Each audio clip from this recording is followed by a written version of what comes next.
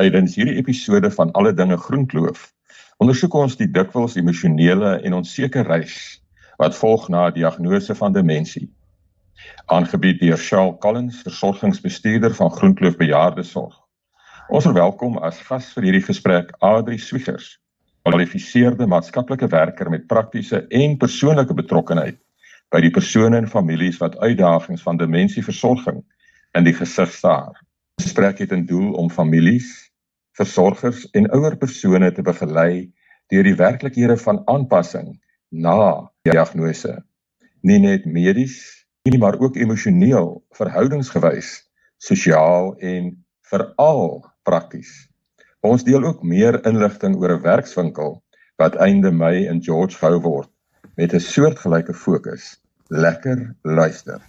Goeiemiddag en welkom by nog 'n aanbieding van ons platform Alle Dinge Groenkloof. My naam is Charles Collins en ek is verbonde aan die versorgingseenheid hier by Groenkloof. En op hierdie platform soos gewoonlik vanmiddag 'n baie interessante gesprek wat gaan rondom die bemagtiging van ons inwoners, maar ook 'n bietjie wyeer sommer bejaardes en families in die algemeen. Net van my kant af, net vinnig weer verwelkom Annetjie Olivier, die naaste wat ons het aan 'n regisseuse. Baie welkom Annetjie. Middag Charles, middag Adrie. En dan wil ek ook ons gasspreker, Adrie, ekskuus, ek en jy val daar oor mekaar, net vinnig vir jou ook daarom sê, baie welkom. Adrie Swiegers sluit vanmiddag by ons aan. Baie welkom Adrie. Baie dankie Charles en dan ook baie dankie vir die geleentheid en goeiemiddag aan al die luisteraars. Ons gaan sommer so 'n bietjie altyd lekker wegtrek, net met 'n paar agtergrondgoedjies, laat ons kan weet met wie praat ons. En dan op hierdie tyd in die stadium wil ek net vinnig vir jou vra Adrie, sê gou vinnig vir ons, jy praat met ons daar uit die noorde uit. Waar bly jy op die oomblik?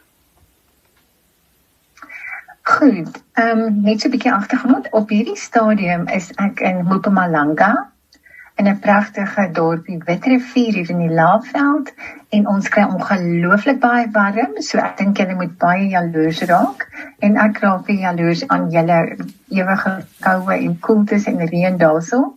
So dit is waar ek op hierdie huidige stadium myself bevind. Lekker, en dis hoekom ek nou vir ons luisteraars ook wil net sê, ons sit nie regtig vandag om 'n tafel saam nie, maar hy is 'n praktiserende maatskaplike werker, is dit reg?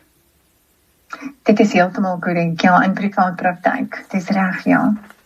En dan net vinnig, ons vra maar altyd so 'n bietjie oor die hartklop, maatskaplik, hoe het jy besluit om in daai veld in te gaan?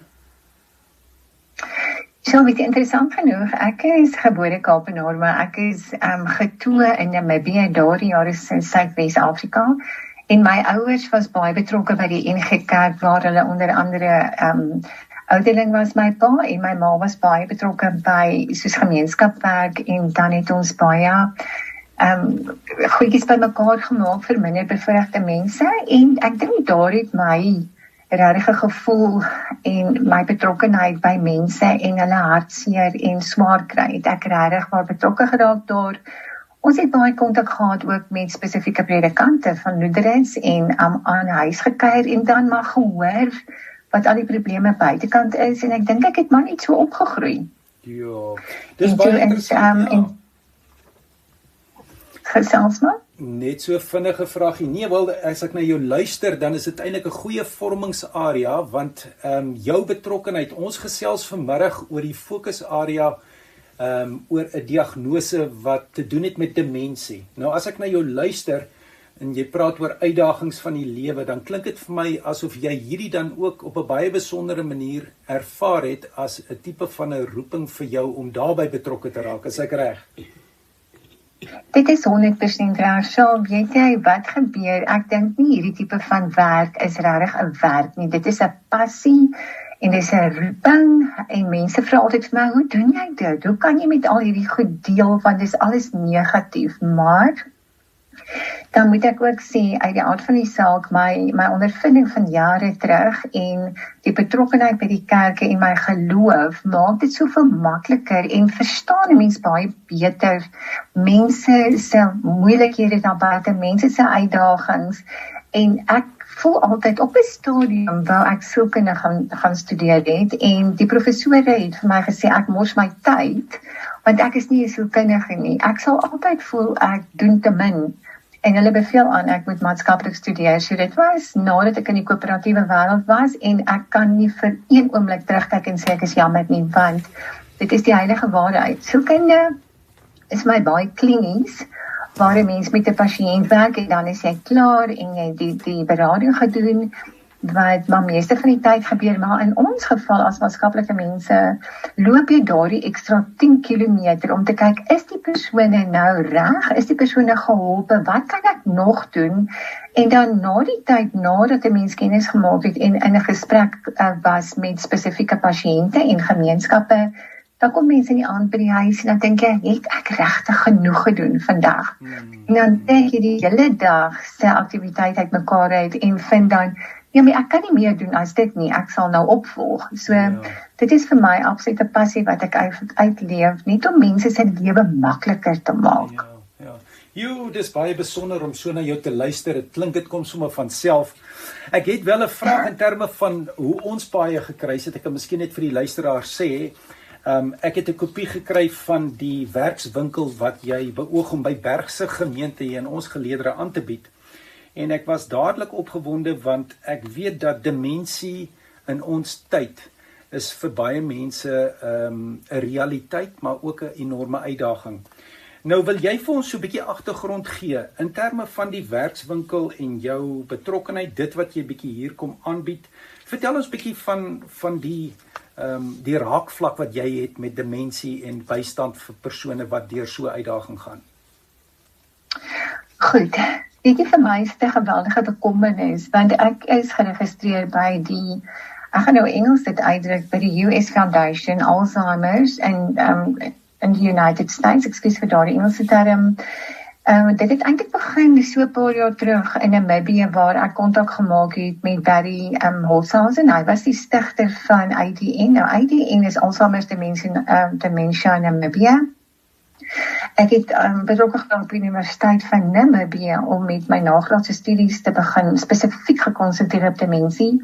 Ek het ongelooflik baie by hierdie man geleer, omdat hy self met Alzheimer's gediagnoseer is en hulle persepsie en filosofie in Namibië en veral sy stigting is dat hulle glad nie glo aan chemikalieë nie en dat mense wat by sy instansie net buitekant swak op moet bly, glo aan natuurlike produkte en dit is om reg te eet en natuurlik 'n kwaliteit van lewe te hê uit die aard van die saak, want jy oefen en jy het aktiwiteite vir jou brein en dan natuurlik die ete. Jou eetgewoontes is baie belangrik, spesifiek gekonsentreer op die brein, voeding. So van daarop het ek besluit, ek gaan begin met navorsing en met baie mense gepraat. Ek het toe vanuit Namibië geskakel met Adasa. Op daardie stadium was dit net Alzheimer's Foundation in Suid-Afrika. Ek wou 'n groep begin het in Namibië, maar dit is baie moeilik omdat daar nie fondse beskikbaar is nie.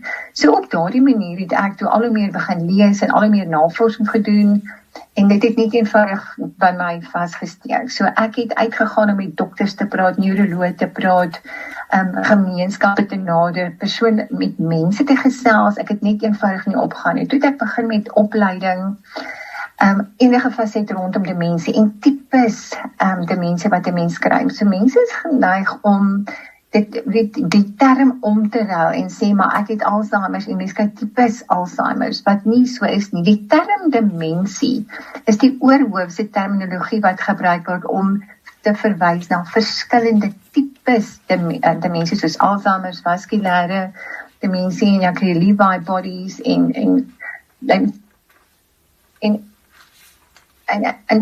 interessant genoeg gesels? Nee, ekskuus, dit klink ons het daar 'n bietjie van 'n swak opname gehad, maar baie dankie. Ek dink ons baie mooi gehoor. Ek het wel 'n vraagie wat gaan oor jou raakvlak met families en so aan. Wat sou jy sê, wat is van die wanopvattings wat mense oor demensie het, wat dalk vir hulle onnodig angstig maak wanneer so 'n diagnose vir hulle voorgehou word? Mense dink dis die einde van die pad. Dit is die einde van die pad wat nie so is nie. Na 'n demensiediagnose daar is altyd 'n lewe na demensiediagnose. Waar ek inkom is om mense bewus te maak van die tipes demensie en wat ek dan nou ook doen is om 'n toets te doen om te kyk wat is die kognitiewe funksie van daardie persoon wat gediagnoseer is met demensie. So daar is verskillende stadiums en wat ek gevoel het, hoe meer inligting ek aan die familie deurgee, of dit nou die kinders is en of dit die kleinkinders is en selfs die demensie, die persoon wat gediagnoseer is met demensie. En ek gee vir hulle die feite, daar raak hulle baie rustiger rondom dit. En wat belangrik is hier omtrent is, omdat daar 7 stadiums is, waardeur die persoon gaan, die proses waardeur die persoon gaan van stadium 1 na stadium 7, is daar sekere tyd, 'n tydlyn wat gekoppel word aan 'n spesifieke stadium. Maar dit is nie te sê dat dit wel so gaan wees, dat dit miskien fase 1 of stadium 1 is, miskien 2 jaar, stadium 3 is miskien 4 jaar of 7 jaar. Daar is onderliggende siektes wat daardie tydperk kan verkort, soos byvoorbeeld suikersiekte of 'n hartkwal of niere of lewer. En dit is belangrik dat die mense moet weet dat daardie stadiums kan korter raak so. Sodra mens begin gesels oor die verskillende stadiums, dan kan die kinders ook die beplanning beter doen vir die pad vorentoe. So as daar 'n finansiële krisis is of die persoon wat gediagnoseer is met demensie, op watter stadium moet daardie persoon in 'n inrigting geplaas word? Is daar finansies om dit te doen? Is die testamente in orde byvoorbeeld? Is die lewende testamente in orde? Moet ons kyk na miskien 'n oppasser by die huis? Gaan dit vir ons handskoenpas wees om daardie ouer persoon wat gediagnoseer is met demensie by die huis te versorg? Of gaan dit beter wees om in 'n instansie te wees? Nou, wat gebeur gewoonlik hier op stadium 6 of 7? Dan is daardie lyfie en die kognitiewe funksie alreeds so agteruit gegaan, dat meeste van hierdie pasiënte wel in hospitale beland, of dan in 'n instansie, en dan word daar palliatiewe sorg dan nou toegepas, om te kyk dat daardie persoon met respek en waardigheid dan die laaste tydjie kan deurgaan, met ondersteuning van mediese personeel. En as dit dan by die huis is, en dit is die wens van daardie demensiepasiënt, dan kry mens 'n versorger wat kan, en ek gaan die term gebruik, kan inzoom op daardie pasiënt en kan weet, hoorie, maar hier is nou 'n probleem.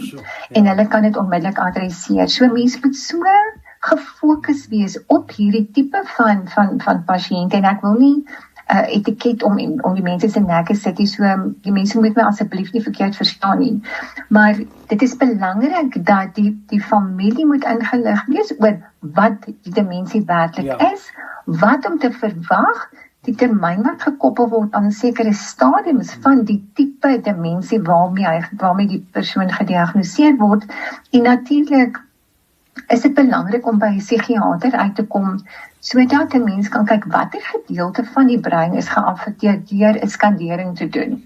Daar is ook 'n ander toets wat gedoen kan word, en dan is die kinders baie gemaklik daarmee om te kyk, is daar merkers in die brein wat vir jou kan wys waar of het hierdie pasiënt alreeds demensie. Want dit gebeur baie keer dat so 'n persoon alreeds demensie begin ontwikkel soos 3-4 dekades voordat die siekte werklik manifesteer.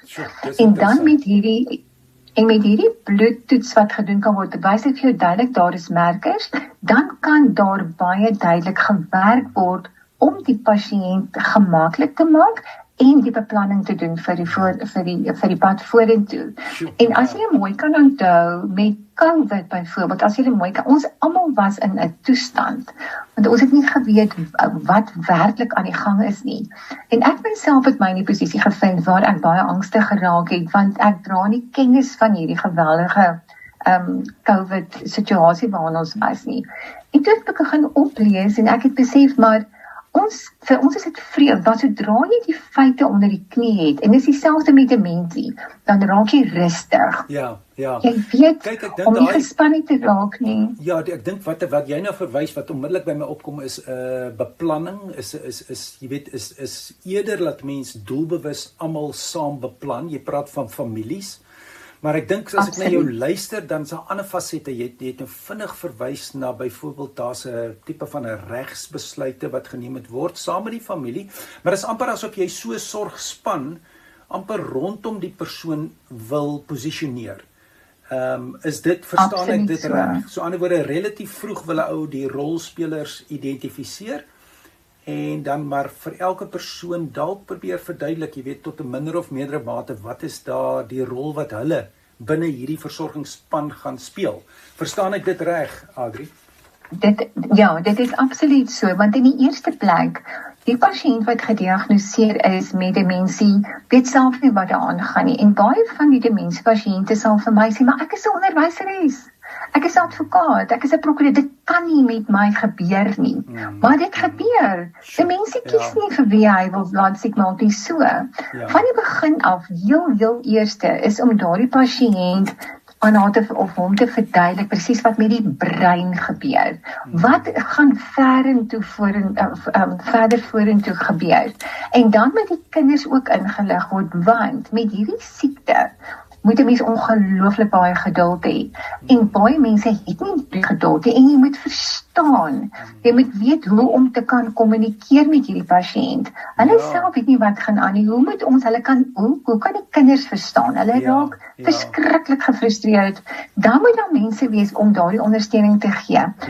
Wie ook al die familie betrokke is, die dokters, baie keer van die psigiaters, ons het ook arbeidsterapeute soms betrokke, ons het opvoedkundige, sielkundiges by betrokke, want dit is 'n baie traumatiese proses waardeur almal gaan. Almal in die familie word geraak daardeur. So, almal moet hanteer word met baie fyn handskoene, sodat almal dit kan verstaan en voorberei kan wees vir al die kleinkinders, want die kleinkinders kom by oupa en ouma en dan sal hulle nou op hierdie stadium sal hulle vir Piet onthou. Maar oor 10 minute vra hulle, wat maak jy in my kamer? Wil jy my goed steel? So, dit is, en dan raak hulle ongelooflik aggressief ook, die persoon wat met demensie gediagnoseer is. So, dit is ongelooflik belangrik, behalwe die mediese personeel, is dit belangrik dat tot die versorgers en veral die kleinkinders, want dit is klaarlik traumaties dat ouma en oupa nie verstaan nie en nie my erken nie, dat 'n mens vir hulle sê, maar dit is 'n siekte en oupa en ouma is baie siek, maar hulle is nie kwaad vir jou nie. Hulle is baie lief vir jou, dat hulle kan verstaan, dis die siekte wat dit doen. Sjoe, nee, kyk, my mond hang oop, want ek dink daar's van hierdie goeters wat ek nou herken. En as ek na jou luister, die kommunikasie en die uitdagings daar, maar daar's 'n ander faset. Ons het nou gepraat oor mense wat nader staan om as ondersteuningsspan betrokke te raak. Maar daar is regtig ook iets soos die versorging van hulle wat die versorging gee.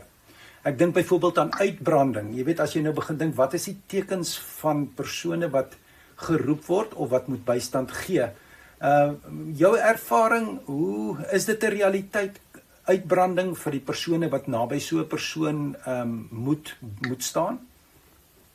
Dit is absoluut so. Emosioneel word jy heeltemal gedrein, want hierdie spesifieke werk wat jy doen, jou roeping, veral met demensie pasiënte, hulle het 24 uur van die dag, het hulle iemand nodig, soos wat die stadiums en die gebeur en die dementiepasiënt agteruit gaan, hulle verg ongelooflik baie aandag, want hulle kom op 'n stadium wat hulle self nie kan uitdruk nie. Hulle kom op 'n stadium wat hulle ongelooflik gefrustreerd is dat hulle in nie self na hulle higiëne kan omsien nie, en dan moet die oppasser of die maatskaplike persoon wat meeste van die tyd ook betrokke is by hierdie proses, moet daar wees om te ondersteun. Jy moet luister, jy moet kommunikeer, jy moet 'n veilige plek skep om te kan kommunikeer met 'n dementiepasiënt, want sodra daar omstandighede van so 'n aard is wat hulle die pasiënt se aandag aftrek, dan kry jy mens nie die werklike inligting vanuit die pasiënt se mond wat hy regtig wil sê nie. So dit kan ongelooflike trauma hê vir die oppasser self. So jy raak byvoorbeeld dat jy nie meer kan kommunikeer nie, jou hele lewe gaan oor die pasiënt, jou verhouding met jou familie of jou man of jou kinders lei daaronder. Jy self het 'n sielkundige probleem op die einde van die dag. Daarom is dit goed om na iemand te gaan, soos 'n sielkundige of iemand wat verstaan waardeur jy gaan, om ook net te klankbord om te sê, hoor, ek kan nou nie meer nie. Jy moet ook gaan kyk dat jy 'n dag of 2 kan afvat. Gewoonlik het ons 1 of 2 versorgers by 'n pasiënt, dat daar intervalle is van so 'n dag of 2 of 'n dag en nag skof, dat die partye kan rus ook. So dit is baie moeilik as daar 'n familielid is, soos 'n man, of dan 'n vrou of 'n dogter of 'n seun wat na hierdie ouers moet kyk. Hulle hou dit werklik nie, want dit is uitputtend, hulle moet gaan werk, hulle raak rarig op 'n stadium sodat hulle nie meer dink, realisties dink nie, rasioneel dink nie, hulle gaan net aan en dan is dit baie gevaarlik. Soveel so, dat daardie oppasser, of dit nou die kinders is, of die man of die vrou is, eindig op by sielkundiges, en so, dat ek het gekyk toevallig na 'n video-opname, wat die man gesê het, ek het nie gedink dit is so erg nie. Ek het nie gedink dit is so erg nie. En dat dit is verskriklik, dit is regtig, en ek oorreageer nie hierso nie. Hoe verder die stadiums aangaan, en hoe sterker, hoe erger die siekte agteruit gaan, dan is dit verskriklik, want die oppasser lei ook daaronder, want jy het 'n verhouding gebou oor tyd met hierdie pasiënt. So, in effek, verloor jy daardie pasiënt 2 keer. Jy verloor die pasiënt aan demensie, lewendig, en dan soos wat die stadiums agteruit gaan, dan verloor jy daardie pasiënt, of ouer, of ma, of pa, ook aan die dood. So dan is dit 'n dubbel trauma, wat daar die mense moet hanteer. Sure. Nee, so dit wat jy vir my sê is, en dit is, jy weet, dit is, klink soos 'n ongelooflike groot uitdaging aan die een kant, maar wat ek by jou hoor onderling, as ek luister na hoe jy praat, dan beteken dit dat van hierdie dinge kan 'n mens amper vooruit sien en in jou beplanning ondervang. Verstaan ek dit reg? Dit is heeltemal reg, en dit is wat ek verwys, as ons daardie kognitiewe toets doen, dan kan jy baie duidelik, as ons kom, in stadium 1 is jy basies normaal, so dan gaan jy aan soos enige normale persoon. Maar sodra mens begin kyk hier na stadium 2 toe, waar ek sê altyd, dat sodra dit 'n konstante vergeet is, dan moet 'n mens begin wonder, en baie mense, as hulle kom op stadium 2 na 3 toe, dan dink hulle maar, vra hulle, is dit nou demensie of een of ander tipe van demensie, of is dit net normale veroudering? Nou die onderskeid moet ek normaal, want hulle raak dan bekommerd, en dan raak hulle ongelooflik angstig. So dan verduidelik ek vir hulle dat, as jy die normale biologiese veroudering doen, dan vergeet jy soos net somtyds, net so 1 keer in 2 of 3 of 4 dae. Maar sodra dit, sê weer? Amper jou sleutels dalk iewers, of iets. Dis korrek. Jy kan in gedagte wees en jou sleutels iewers neersit. Kom ons vat 'n voorbeeld, jy kom van die winkels af en jy moet vinnig badkamer toe gaan, dan sit jy jou sleutels op 'n tafeltjie neer, wat jy nooit regtig doen, jy hang die sleutels op. Dan kom jy terug, en dan dink jy, my genade, waar is my sleutel? Maar dit dan sê, daar lê hy. Maar, sodra as dit konstant gebeur, dan moet jy weet, daar is 'n situasie, en dan moet jy gaan om met die dokter te gaan praat. Gewoonlik is dit maar jou normale huisdokter, en dat hy jou dan verwys na 'n psigiater toe. Dan doen hulle gewoonlik die toetse, maar in my geval ook, kom die kinders na my toe, of die pasiënt dan op daardie stadium, en ek doen daardie kognitiewe funksie toets, en dan kyk ek ook op watter stadium daardie pasiënt is, en ook watter area van die brein aangetast is. Wat ek daarmee bedoel is, kan ek nog my finansies doen? Kan ek my beplanning doen? Kan ek nog gaan inkopies doen? Daardie tipe goed. So daardie is al reeds, om 'n Engelse term, gecompromise. En dit kan ons gewoonlik op met daardie toetse, en dan kan 'n mens regtig mooi beplan en sê, goed, ons is nou hierso op stadium 3, hierdie is nou al reeds weg, met 'n oppasser, kyk uit vir hierdie tipe van optredes, laat die pasiënt asseblief nie bestuur nie. Sy moet asseblief nie alleen gaan stort nie. En soos vir die stadiums aangaan, moet die mense hulle begin voer, mense moet kyk na die higiëne. So dit is ongelooflik belangrik om daardie toets te doen. Dan is dit vir almal maklik wat betrokke is hierso, en dan kan die beplanning gebeur. Veral, en ek gaan dit spesifiek noem, ek haak vas op stadium 3. Op stadium 3, dan is dit basies nog amper die afsluit stadium waar jy nog byvoorbeeld jou testament kan verander. Want kognitief kan jy nog ingeligte besluite neem. Maar sodra jy oorgaan na die fase na stadium 4 toe, dan is dit al amper te laat, en dan moet daardie pasiënt na 'n sielkundige toe gaan om geëvalueer te word, anders gaan dit uitmekaar uitgetrek. Anders is daar's nou regsaspekte daar betrokke, né? Dis korrek.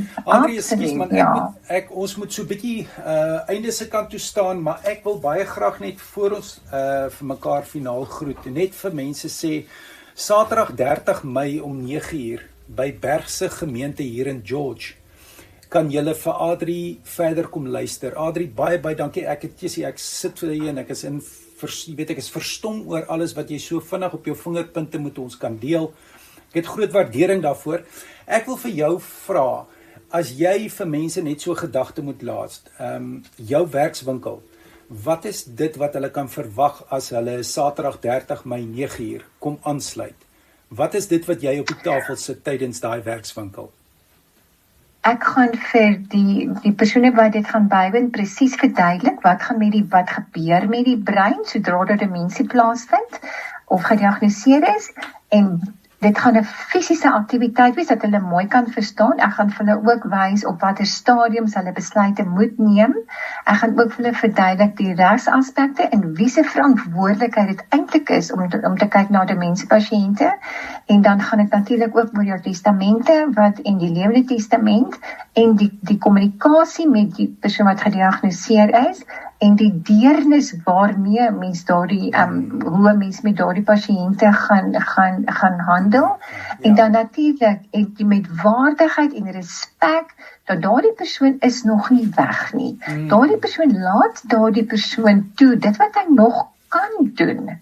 Laat hy dit doen en dan gaan ons alles bou rondom hierdie en ons gaan voorbeelde hê oor hoe om te kommunikeer, hoe om 'n persoon te nader, hoe om 'n huis in te rig vir 'n persoon met demensie, hoe lyk die kleure wat gebruik word in die kombuis, die sitkamer, hoe gaan ons 'n huis dementia foolproof maak, soos met babatjies, wat jy die babyproof gaan maak. So dit is wat gaan gebeur. Al daardie inligting, dit is 'n ongelooflike gedetailleerde werkswinkel en hulle moet ook verstaan, hulle gaan nie sit en vir my kyk en ek gaan alleen praat nie, hulle gaan saam praat, hulle gaan vra, ons gaan dit beantwoord, maar die beste van my vermoë en ek gaan vir hulle vertel ook 'n bietjie van childhood dementia, wat nou ook erg daar buitekant gebeur, en dat hulle ook kan kennis dra van hierdie, veral omdat ons die opleiding ook doen wat kinderdemensie aanbetref, soos byvoorbeeld by die Universiteit van Tasmanië, dat hulle kan ook daardie verstaan dat dit werklik so is, en dat demensie is nie 'n doodsvonnis nie, daar is 'n lewe en ons kan nog goed daarmee deel met respek en waardigheid om die ouer persoon dan deur hierdie prosesse te neem. Ek dink dit is kortliks wat ek met jou so kan deel. Ja, nee, maar verskriklik dankie. En dankie dat jy tyd gemaak het vir 'n bietjie gesels vooraf. Ons gaan hierdie beskikbaar maak aan ons luisteraars, soos ek sê, op hierdie platform, Alle Dinge Groenkloof. En dan, van daar af, baie dankie. Ek wil mense uitnooi, as hulle meer inligting wil hê, kan hulle 'n e-posjie stuur aan alledingegroenkloof@groenkloof.net. Alternatiefelik kan hulle Bergse gemeente kontak en so hulle plekkie reserveer vir daai Saterdag by mekaar koms. Adri, 1000 dankies. Ek groet jou hier uit die Suid-Kaap uit en groot waardering dat jy saam met ons gekuier het. Baie dankie, dit was 'n voorreg en sterkte vir almal. Ek sien uit daarna om hierdie kennis met julle te deel op die 30ste. Mooi oppas. Baie dankie. Totsiens.